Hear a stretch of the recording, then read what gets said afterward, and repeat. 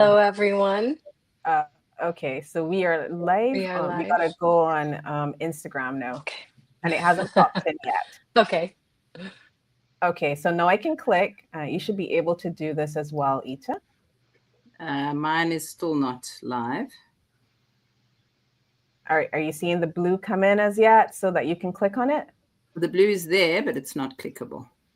Oh, it's still not clickable. Mine is clickable, and I am actually now here. Maybe it will take a couple of seconds more. Oh, I'll keep trying. I don't see a blue button. Well, it's telling me you are live, actually. Me? Weird. Yeah, it's telling me that you are live. Oh, okay. Well, Maybe, great. yeah, I'll probably check on my phone as we do that. Okay, I guess we can go ahead. All right. We're working out our technical kinks here to anyone who may be watching.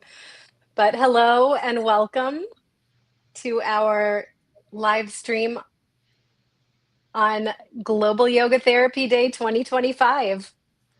Before we get started, let's begin with a moment to center ourselves. So wherever you are in the world, I invite you to softly close your eyes or soften your gaze. Feel your feet on the ground, your breath moving through your body,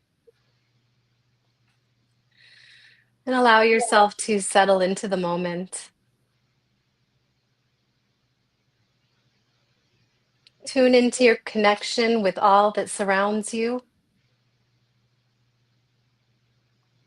Each of us a thread in a much larger tapestry woven together by our shared consciousness.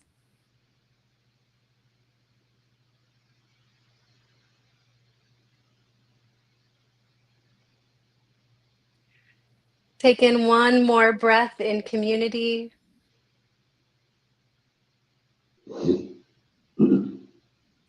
And when you're ready, gently open your eyes, arriving fully in this shared space. We're so glad that you're joining us for this special preview of Global Yoga Therapy Day 2025, a day of global celebration and collaboration that takes place every year on August 14th. Global Yoga Therapy Day was founded in 2019 as a global educational effort to elevate awareness and understanding of yoga therapy, a complementary healthcare model grounded in both ancient wisdom and emerging science. And IAYT is honored to continue this tradition by offering a full day of online education and practice sessions, free and open to all. This year's theme, Why Yoga Works, Where Science Meets the Sacred, invites us to explore the unique bridge yoga therapy builds between measurable outcomes and meaningful transformation. We'll be bringing together CIAYTs, educators, and innovators from around the globe to examine how yoga therapy aligns timeless philosophy with today's evidence-informed practices.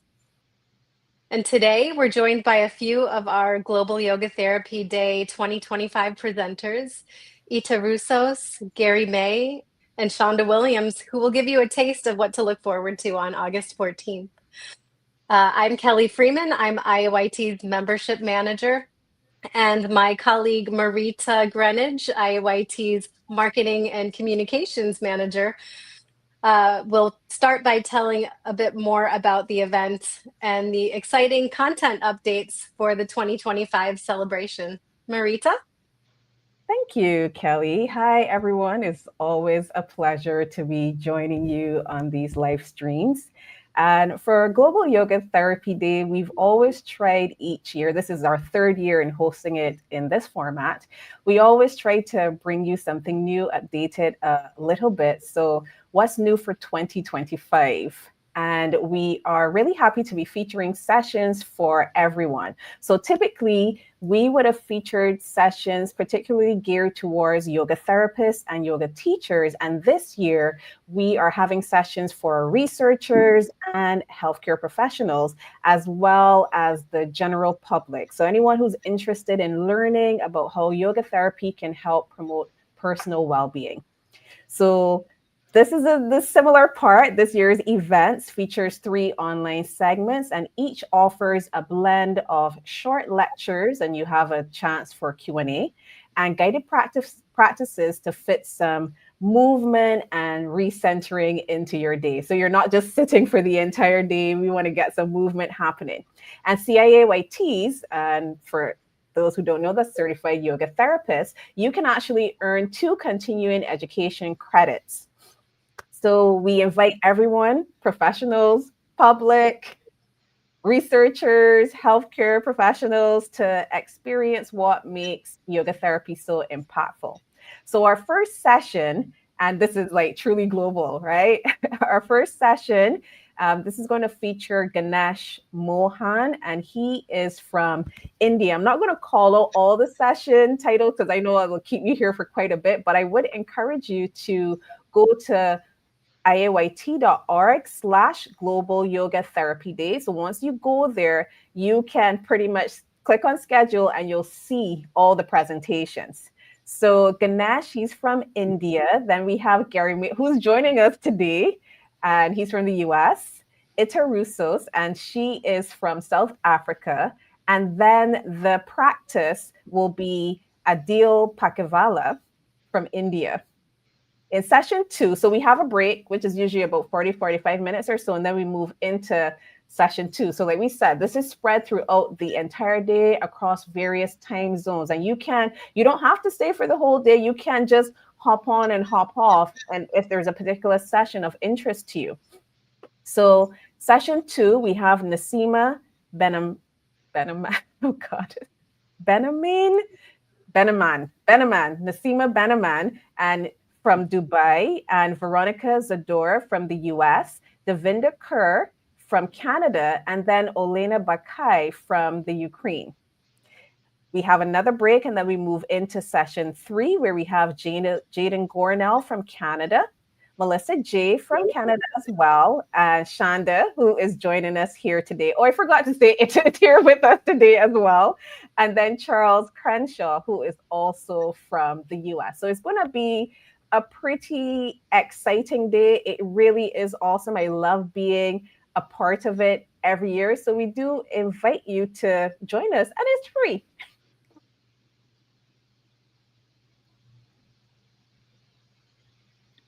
Oh, I had muted myself. Whoops.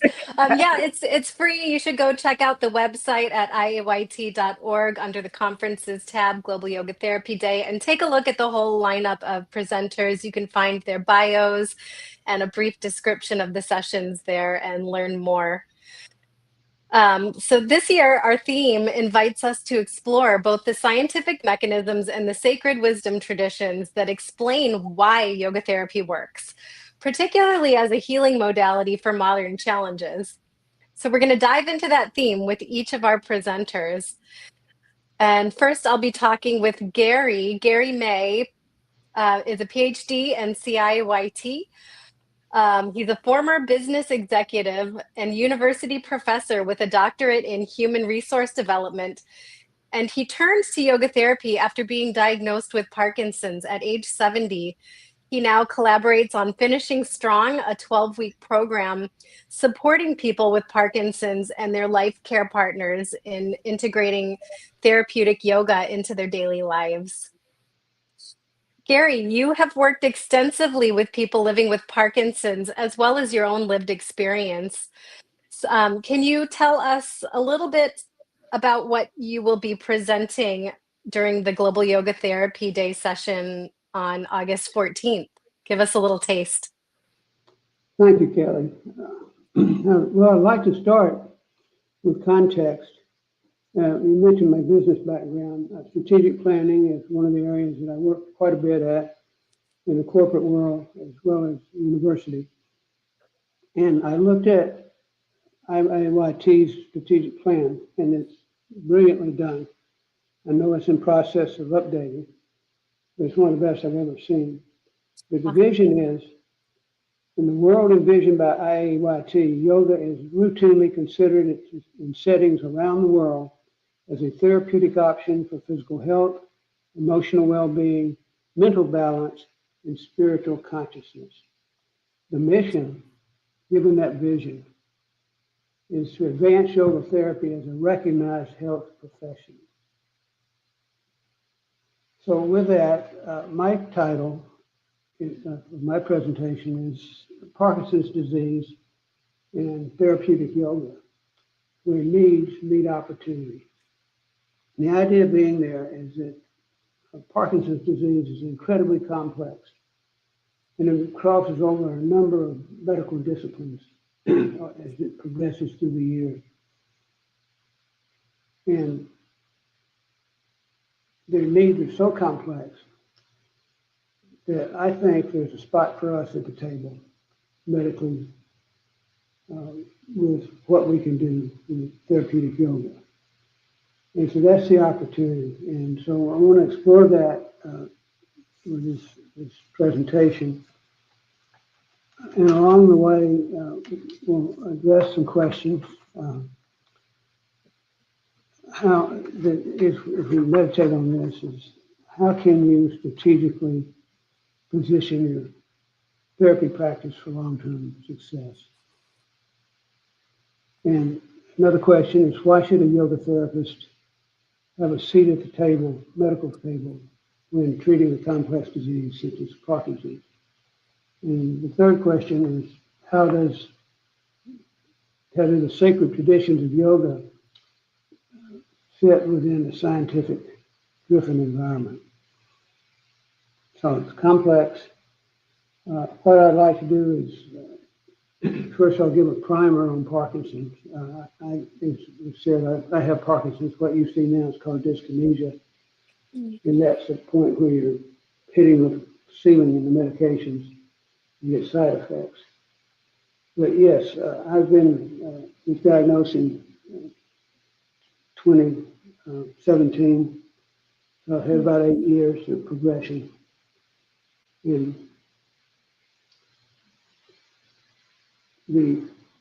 what I'll do is see if I can capture what Parkinson's is about.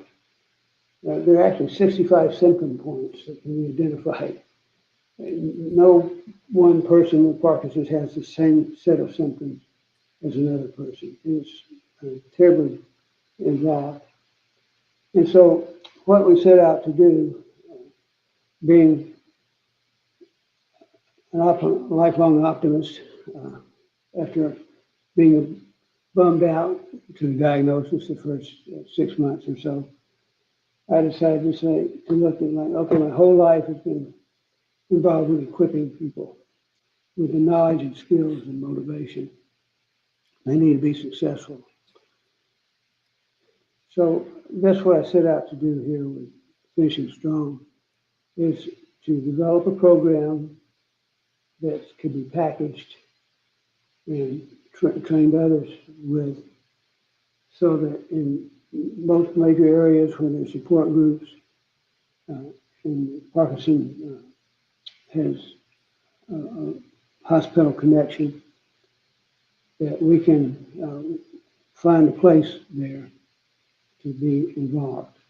And so I will share what we're going to have. Two highly credentialed people that work with me on this project. We've been working on it for 3.5 years, and we have gone through 6 cohort cycles, and we think we've about figured out what works and doesn't work.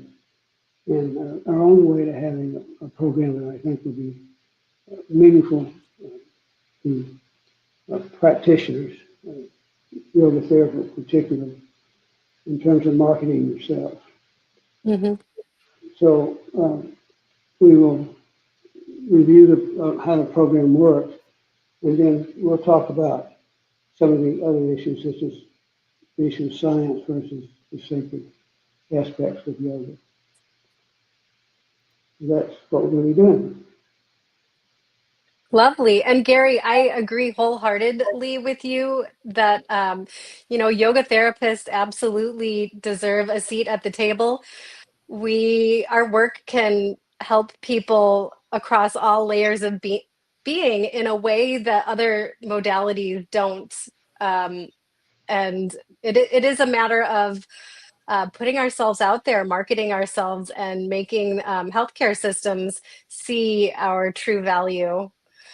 Gary, can you also share maybe a moment or a story that captures the why behind your work?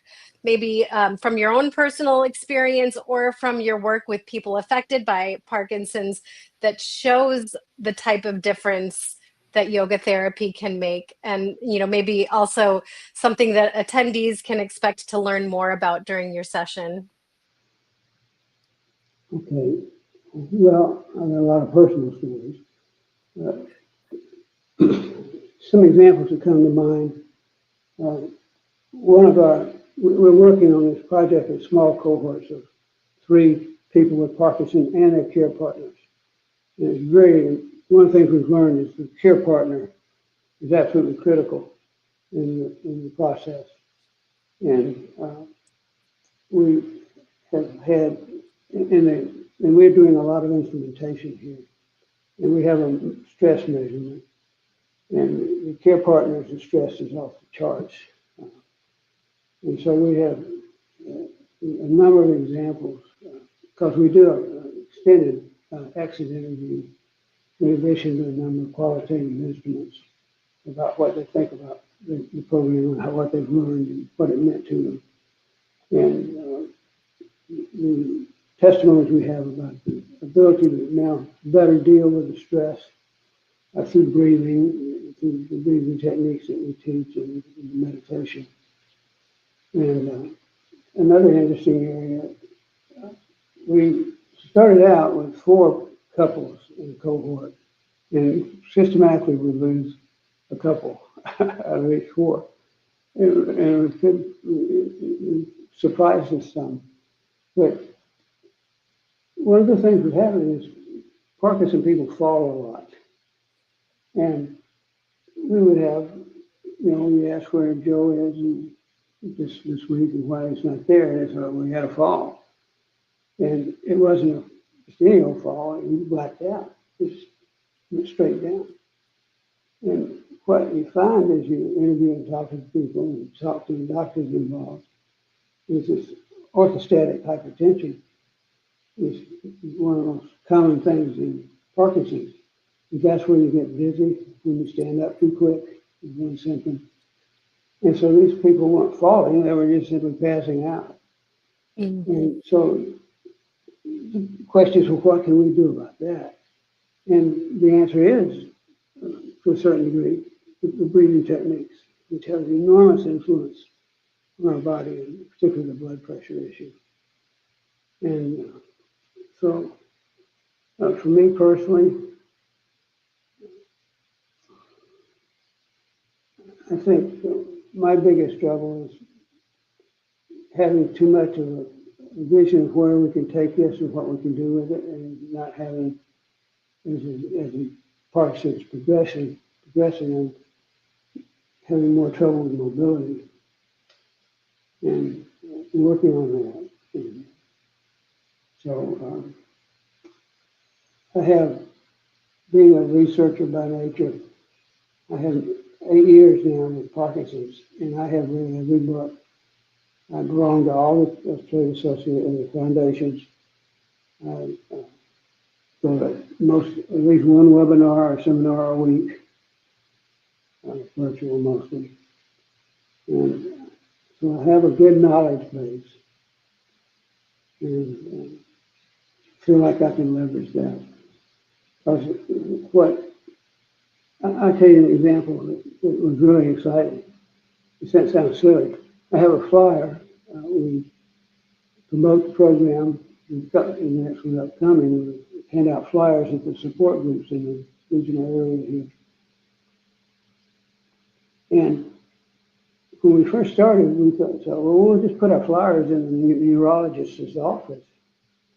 And that'd be a great place. You get going to be a neurologist, and you're dealing with Parkinson's, and there's a flyer on the table, and it says, hey, 12 weeks, and here's what we can do for you. And boy, we hit zero on that. No doctor wanted to have anything to do with putting something like that out that might seem like he was endorsing the program.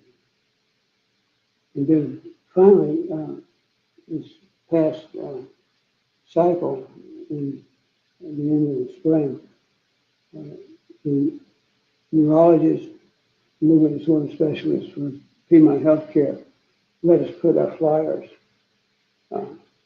in the office. And that's a big deal. And that enables us to more effectively reach people. And why he did that is I met him, he's now my neurologist, but I met him through community walks. I met him speaking to support groups, and I was networking constantly, as Kelly mentioned earlier. You've got to, if you're a yoga therapist and that's an income area for you, you're in the business of marketing. And it's, unfortunately, for a lot of folks, that means about 75% of your time is being spent convincing people to let you help them. So it's my life. And I'm determined that we titled the program Finishing Strong, and we've been set on this path that we didn't necessarily choose, but we're going to finish strong. And that's very motivating to me. And I have great testimonies from people who've been through the program. So I'm looking forward to where it takes us. Well, thank you. Thank you so much, Gary. Really looking forward to your presentation on August 14th. And just want to remind everyone that, the recordings are available when you register for the conference. It's only for registrants. So even if you are not able to make a particular session, we'll send you the recordings. You can make sure you relive the experience. So if you are interested in finding out like how yoga therapy can help those living with Parkinson's disease, be sure to check out Gary's presentation. So thank you very much for that. Next up, we have Ita Roussos, and she, as I mentioned before, she's from South Africa, and Ita's journey began as a young anti-apartheid activist in the early 1980s when she used yoga therapy to help traumatized fellow activists better understand and take care of their physical, mental, emotional, and spiritual health.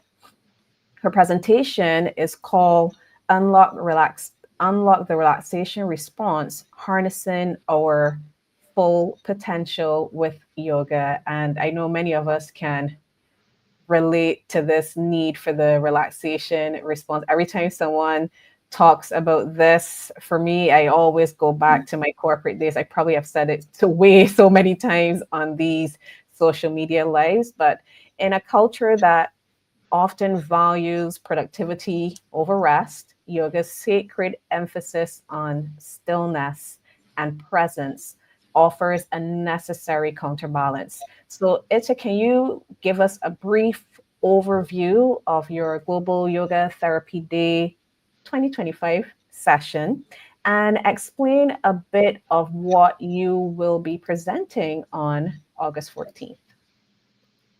Thanks, Marita.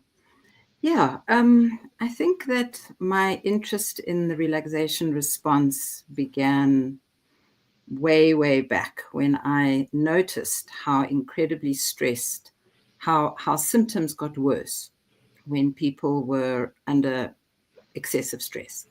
So back in the day when anti-apartheid activists were being tortured, were being hunted down so that they could be imprisoned and questioned, obviously their levels of trauma and stress were extreme.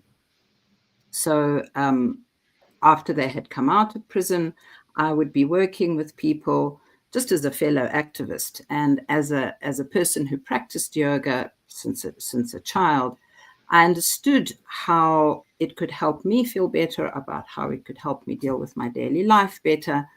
Having suffered from anxiety and tension myself as a child, having lived quite a traumatic childhood in many ways, I knew what it could do for others.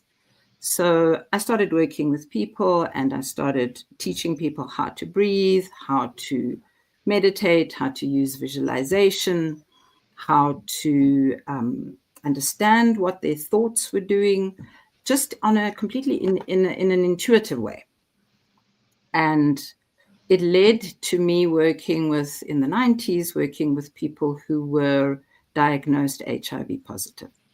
And again, the kind of stress that people lived under when they discovered that they were HIV positive here in South Africa was extreme. Again, it was about trauma, that people were being hunted down when they disclosed their status, and in many cases tortured or chased out of their places where they lived. So extreme trauma again. So working not only with the consequences of being diagnosed HIV positive, but with the shame and the terror and the fear for their lives. Again, I could see, working with the yoga practices that I had been using myself for so long, what an effect this had on people. So that led me to my interest in what is it? What is it about these practices? What are they doing? And starting to research and looking for scientific evidence on this response from the yoga tools and practices. And that led me to this mind-body approach in Western science. And that's where the term relaxation response was coined. A scientist called Herbert Benson came up with this term initially. And science has really validated that the relaxation response is capable of healing, if not completely curing, certainly treating and alleviating symptoms, and possibly even preventing diseases like hypertension, diseases like cardiovascular heart disease, certain phobias, anxiety, depression, chronic pain, migraines, headaches. Amazing results coming from science. Now, this is obviously something that yoga has known for centuries, right? Thousands of years, that the reason why we do the practices is to induce a state in the body and the mind where we're able to access more than just physical or mental or emotional health.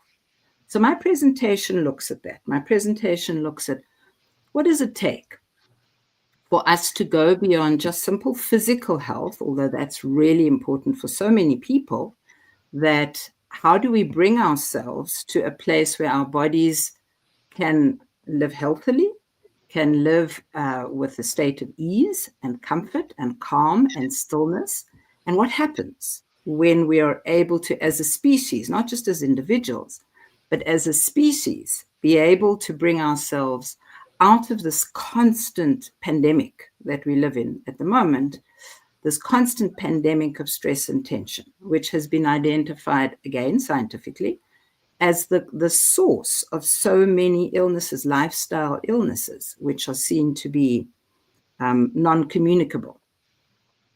Now, it's my understanding that stress is actually communicable, because if you take, for example, a mother who is stressed all the time, she's got a couple of children at home, she's having to deal with a full-time job, she's having to deal with being a partner in a relationship, possibly or not, a single parent, having to deal with ordinary life and showing up every day for her children. Her levels of stress and tension are communicable.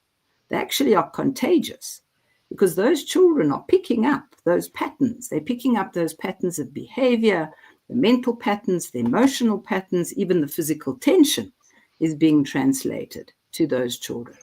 And the same thing could apply for a CEO of a corporate environment or any kind of boss that is having to maintain an environment where they're employing a number of people, the people's families are relying on them, they're tense, they're pressurized, they're pushing their staff, they're pushing for results, they're pushing to keep the bottom line going. And that tension is then contagious. It gets passed on to whatever teams that person is responsible for.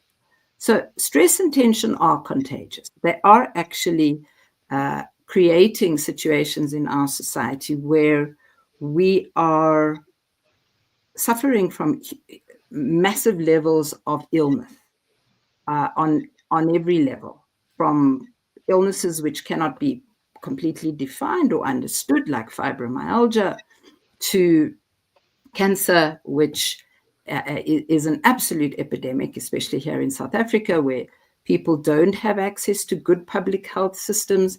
They certainly don't have access to ways of eating or ways of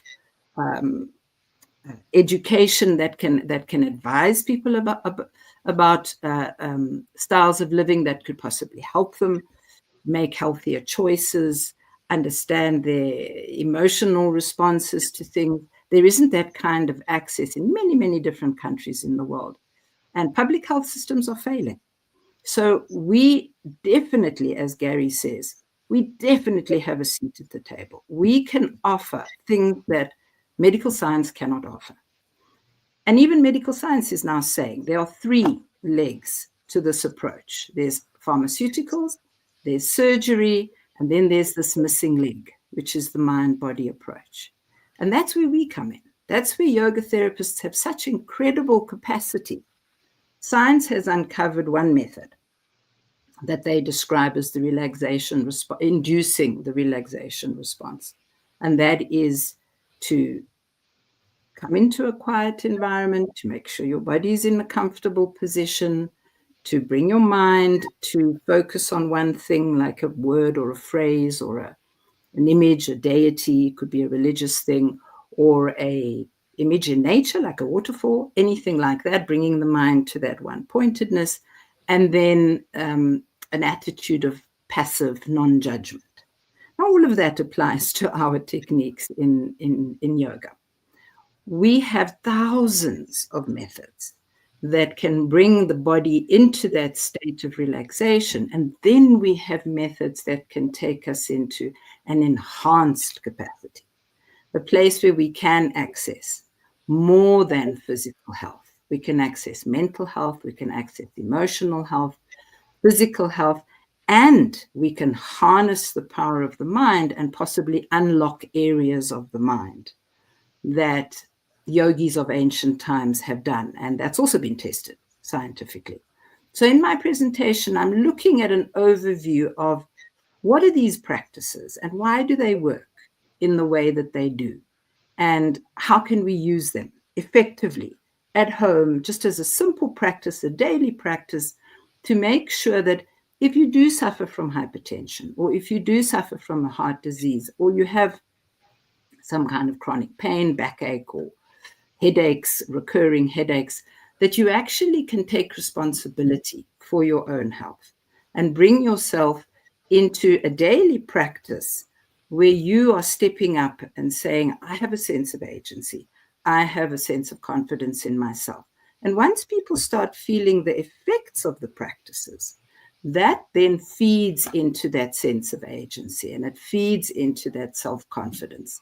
And it creates a change in quality of life. And we know from science that once that starts happening, once people start feeling better about themselves and they have a sense of agency, the outcomes on their physical health, whatever the disease might be that they are trying to cope with, even if it is simple stress-related illnesses, which haven't fully developed into physical illness yet, those outcomes are way better. So that's really what my presentation is about. It's looking at how do we do that? How do we introduce simple practices and try to create access to those practices beyond platforms which are rarefied, perhaps public health. How do we introduce it into public health systems, especially in countries like in Africa, in countries where the public health systems are really breaking down for many different reasons.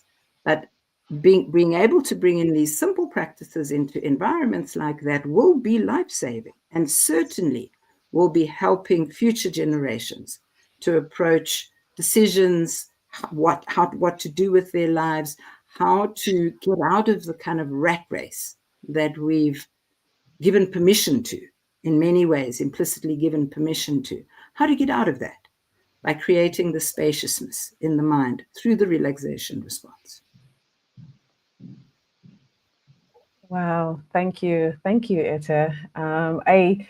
I do agree with you where you mentioned, because you don't hear people saying this very often about that this stress response is communicable.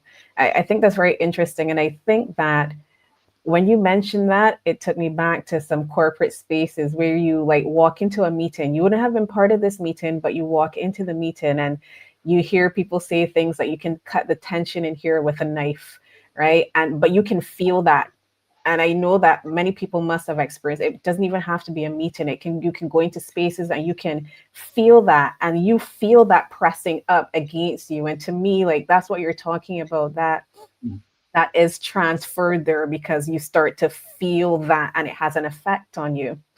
And when you work in those spaces, it continues to have an effect on you. You would have mentioned as well this whole concept of, like, you know, we're always on, and you talked about it because we kind of, you mentioned implicitly, you know, we're kind of pushing that we want people to be on it. It almost feels like we're glorifying it. We still glorify this whole idea of, like, you know, it's great for you to be on and push harder and keep doing this stuff. And although we keep talking a lot about stress, we say almost like it's something mystical floating around, and people might do things where they might change diet, you know, they might exercise a little bit more, and they kind of put yoga into that physical space, but you don't find them doing as much for stress, even though we know that it is an issue. So I say all of that for, like, we are in this environment, we are connected to our phones, we are consistently on, like, it is here all the time. So you feel constantly overwhelmed, right? So how does yoga actively activate that relaxation response in a way that other methods don't? Like, if you can break that down really, and it doesn't have to be scientific, just for like the layperson here, like, how does it do that? Thanks, Marita. So I think that what yoga is best known for is, you know, people came, I'm talking now back in maybe the 90s or the 2000s, early 2000s, people started coming to yoga for stress. People started realizing that their stress levels were high. And that was one of the biggest draw cards for yoga, that yoga will help me with my stress levels. And there was this mysterious understanding of, well, I don't really know how, but I always feel better when I do my practice and I can face my day with more ease and openness. And there's two things that, and again, this, I'm coming back to the science because I think it's really interesting about how it cross-references with our yoga practices.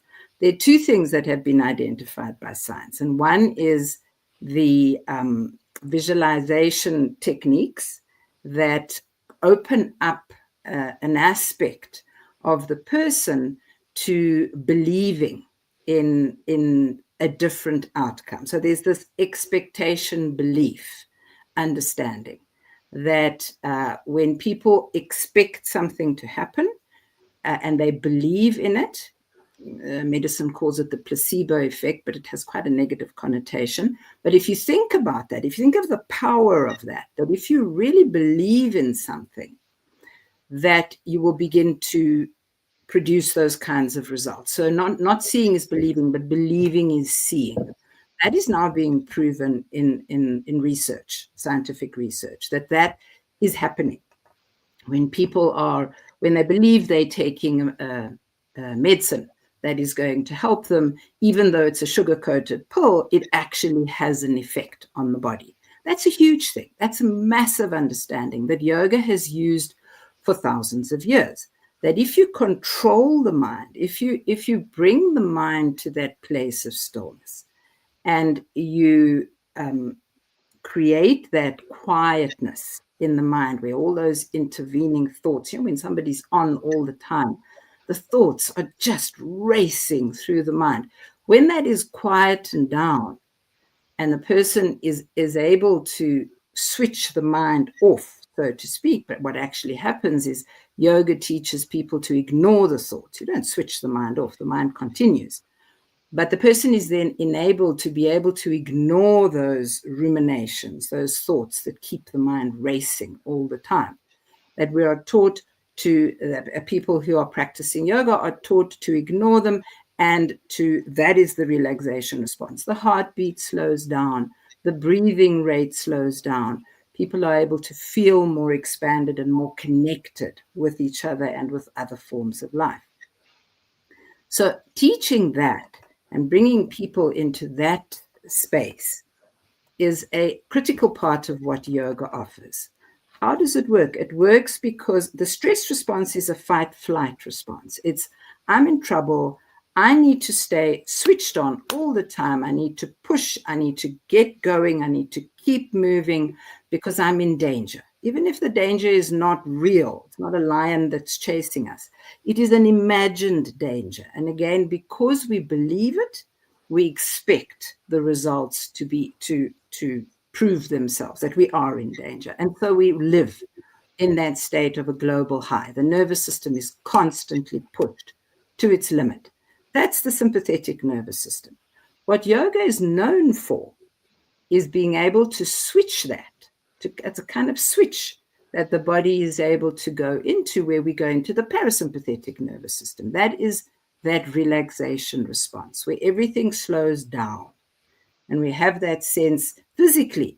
The body can start to digest things. It can start to repair things. It goes into a regeneration mode, where it is able to use energy that is now not being used to fight or flight.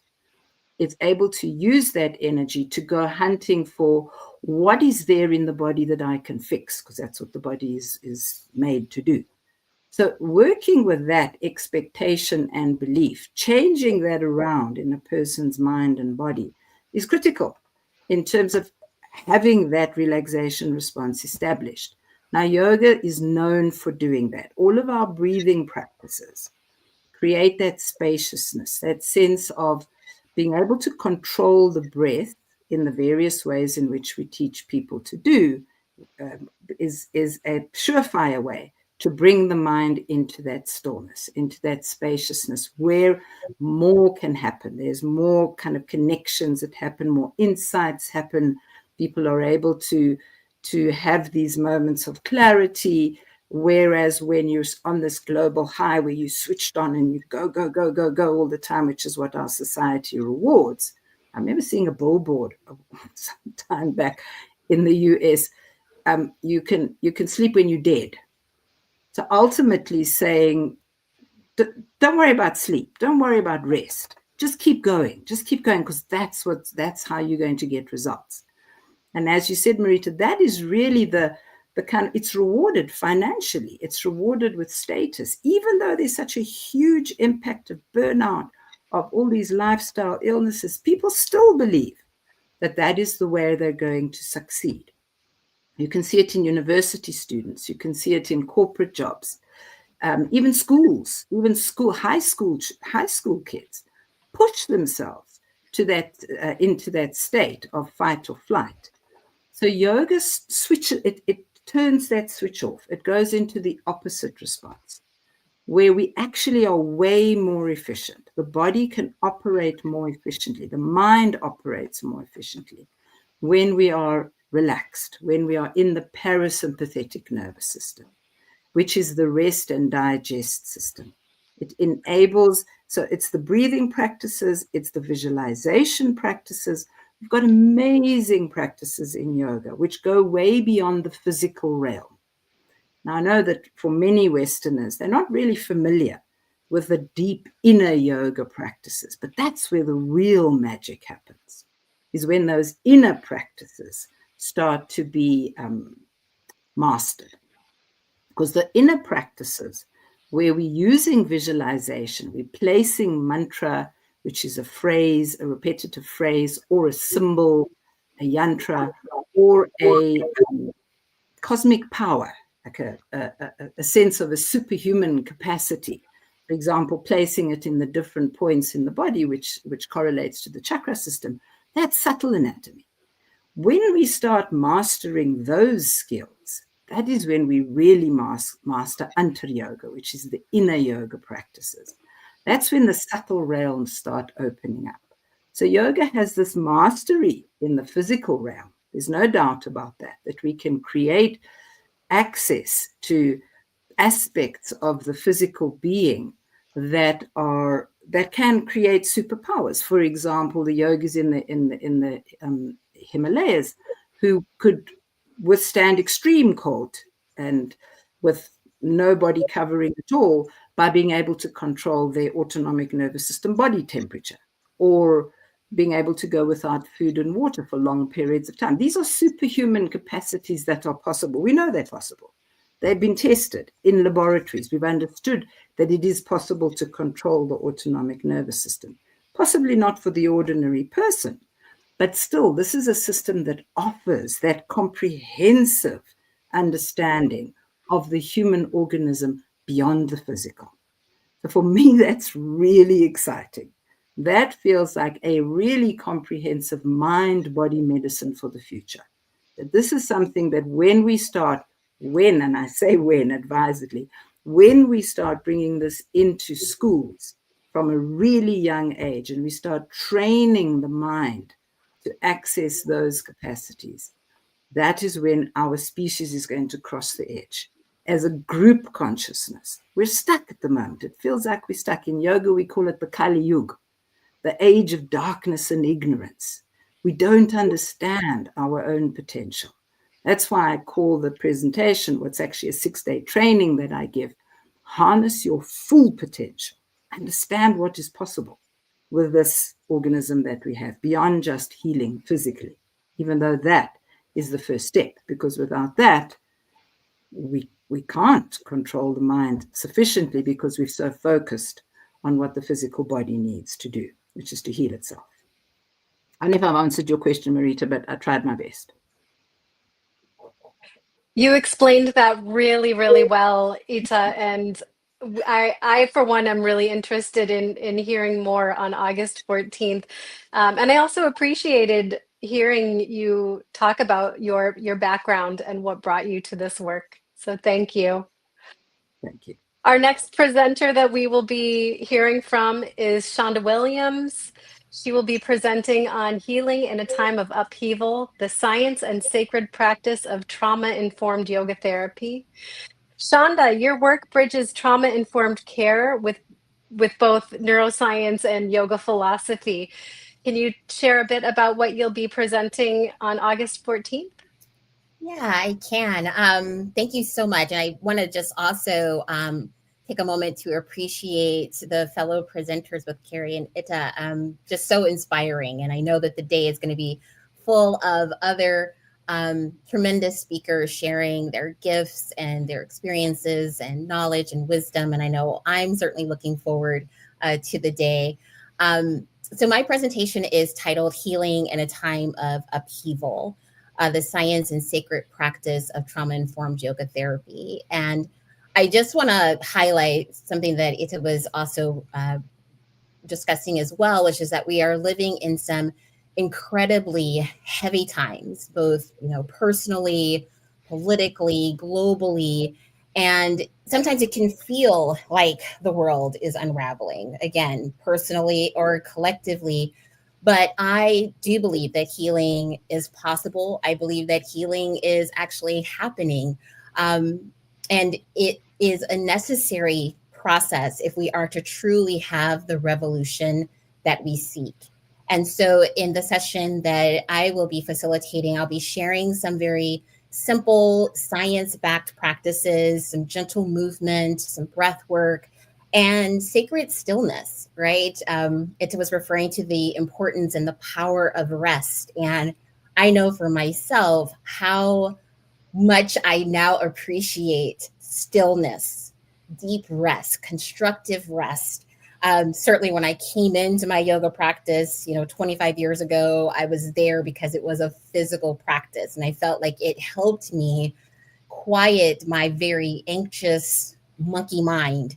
But it also tapped into something deeper, which was my own unacknowledged, unhealed childhood trauma. And I know for so many people that I've worked with over these last 20 years, just seeing how, not only are we regulating the nervous system, but it's an opportunity for people to process grief, build resilience, and to give themselves permission and space where they probably haven't had permission and space in their lives before.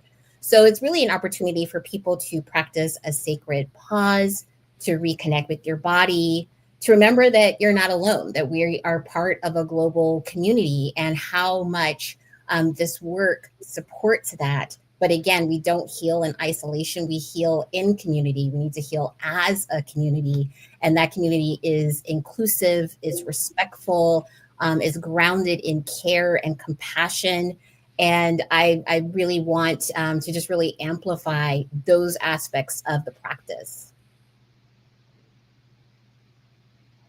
Shonda, thank you. And my apologies, I didn't introduce you to our audience. Shonda Williams is a postdoctoral research fellow specializing in integrative health and health disparities. She has a doctorate in somatic depth psychology. She's also spent over a decade teaching trauma-informed mindfulness-based yoga in California jails and prisons, including San Quentin. I just felt everybody needs to know who you are and, really be excited for the session that you're going to be delivering on Global Yoga Therapy Day. Can you also share some powerful insights or shifts you've seen when people impacted by trauma begin to trust in their bodies again through yoga therapy? And what are you hoping that people who come to your session will take away? Yeah, definitely, Kelly. I think, there are so many stories and so many people that I've had the pleasure of meeting and working with and walking alongside of. And those stories continue to inspire me even today.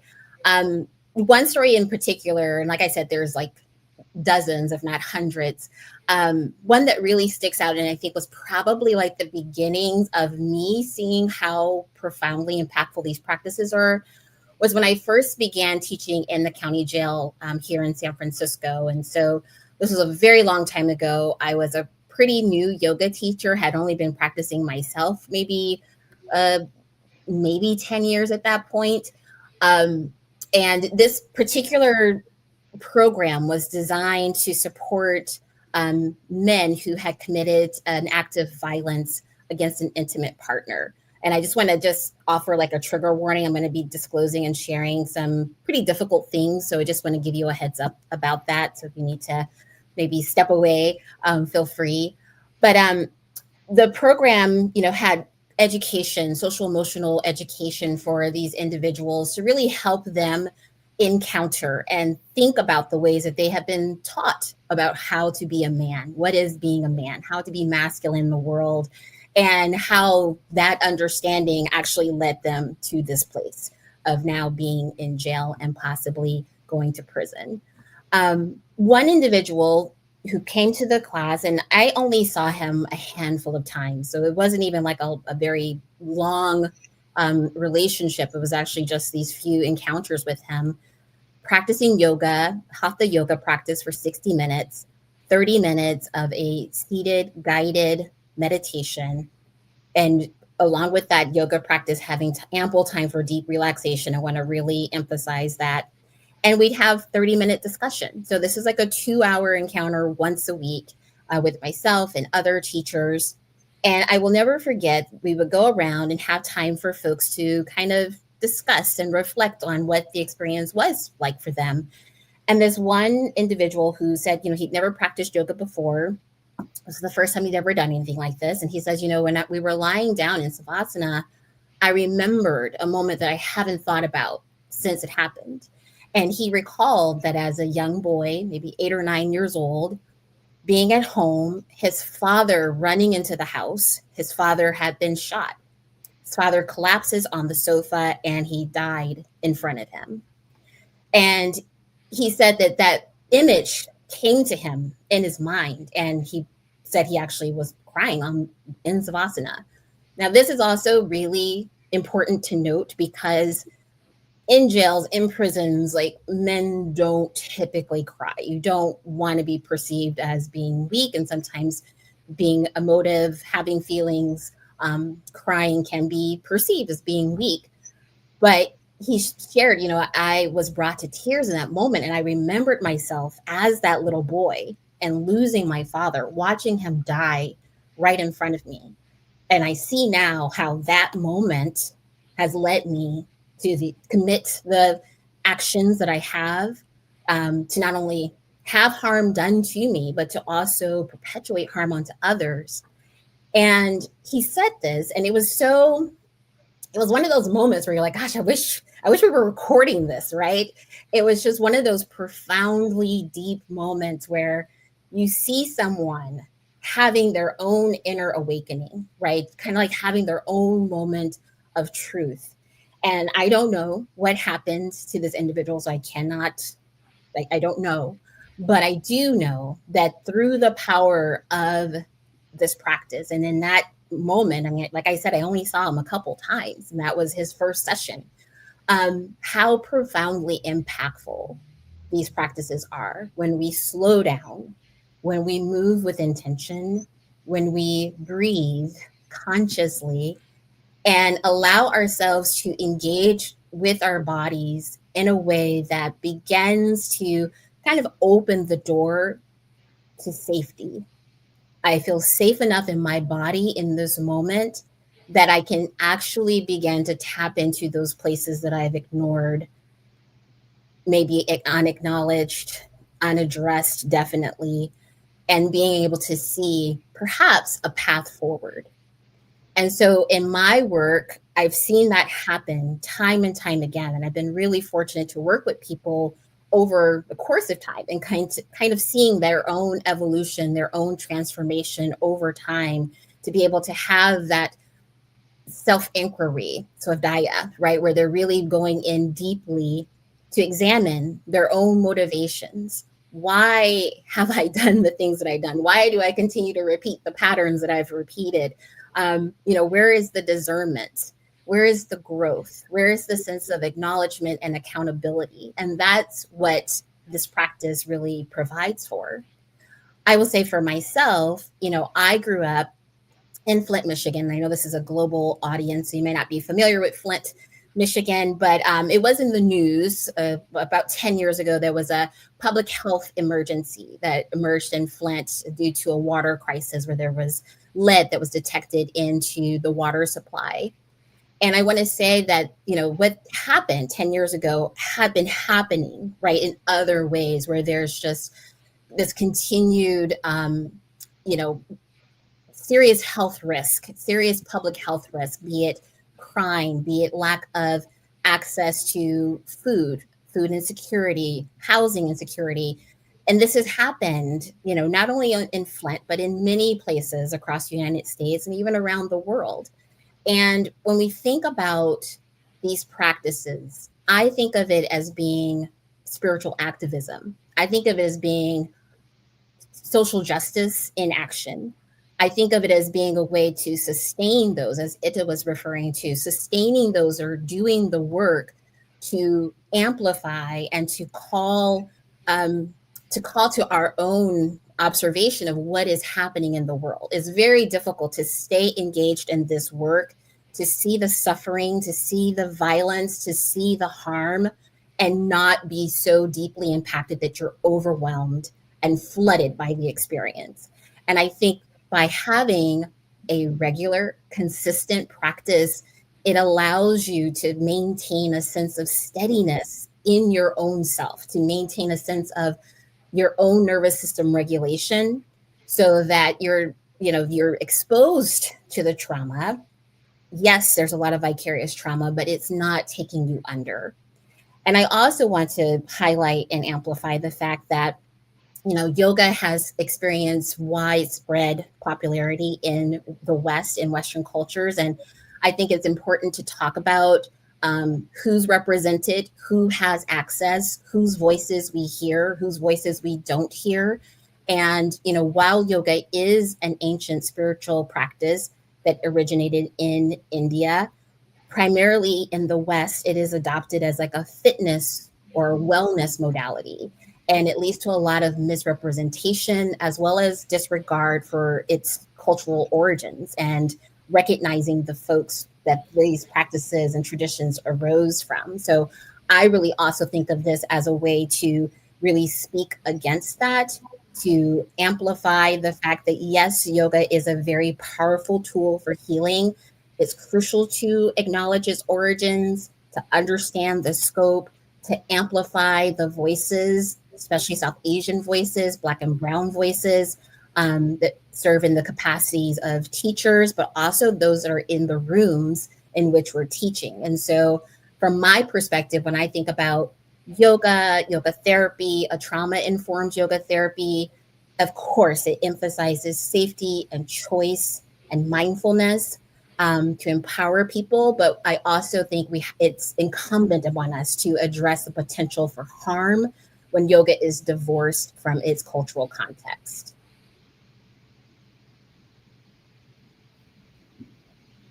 Wow.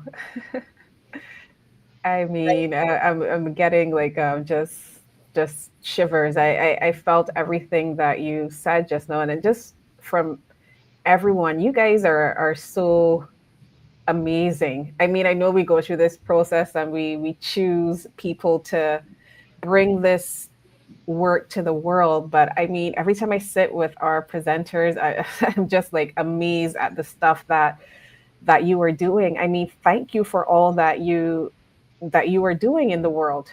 There's something that stuck with me from what you said, Shonda, and it was like, how do you keep the ad-libbing, but how do you keep the trauma from not taking you under? Because the world is filled with trauma. Life is not easy. And these practices just give us a way to approach this. Like, how do and I don't want to just say stay afloat. I want to say thrive. Like how these practices can help you thrive in a very difficult world. The world just seems to be getting more and more difficult. So thank you. Thank you so much. Thanks to everyone for joining us today.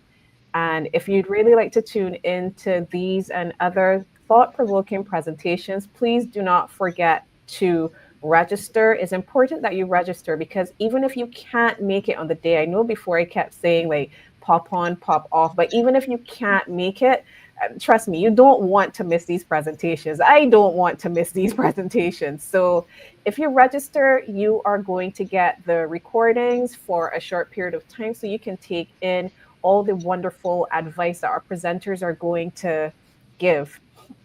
CIAYTs, our certified yoga therapists, just want to remind you that you can earn CE credits, 2 CE credits. And if you're passionate about yoga therapy, help us spread the word. If you've been on here, you can hear like this is something that needs to be taken far and wide throughout the world. So like help us spread the word. And here are a few ideas. You can host a watch party. So on Global Yoga Therapy Day, you can gather up a couple of your friends or a group community and sit together and watch these presentations. You can offer a donation-based class and contribute the proceeds to a cause that is aligned with our theme or just a cause you are passionate about. You can promote your favorite session on Instagram, Facebook, LinkedIn, whatever social media channel that is your favorite social media channel. Don't forget to tag us. That will be hashtag GYTD 2025. Or simply tell a friend why you believe that yoga therapy works. And if you weren't completely sure, watch the recording of this, you'll find out we gave some really good ideas, to help you to explain how yoga therapy works. So thank you again for joining us. Thank you again to our amazing presenters. Special thanks, Gary, Shanda, Ita. Really appreciate you could take this time to join us live and share with everyone. And we really can't wait to celebrate with you on August 14th. Until then, stay well, stay curious, and keep practicing the art and science of yoga.